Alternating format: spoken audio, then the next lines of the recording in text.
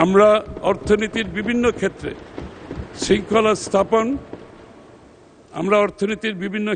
শৃঙ্খলা স্থাপন নানামুখী চাপ মোকাবেলা করে 2026-27 অর্থবছরের বাজেট প্রণয়নের কাজ হাতে নিয়েছি। নবনির্বাচিত সরকারের প্রথম বাজেটের কাছে জনগণের যে বিপুল প্রত্যাশা সে সম্বন্ধে আমরা সম্পূর্ণ সচেতন।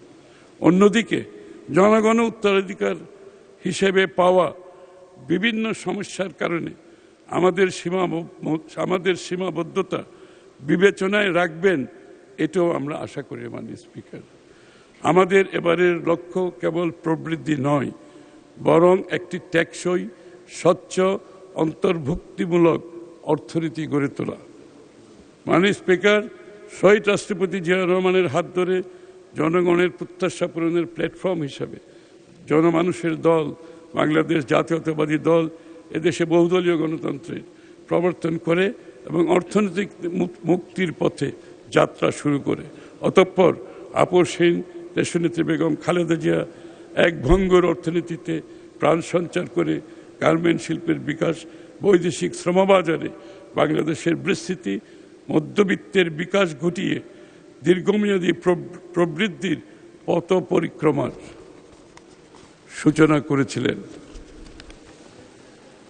ভ্যাট ব্যবস্থার প্রবর্তন, শুল্ক ও আমদানি কাঠামোর আধুনিকায়ন, বেসরকারি বিনিয়োগ বান্ধব নীতির মাধ্যমে তিনি অর্থনীতির ভিত্তি সুদৃঢ় করেছিলেন।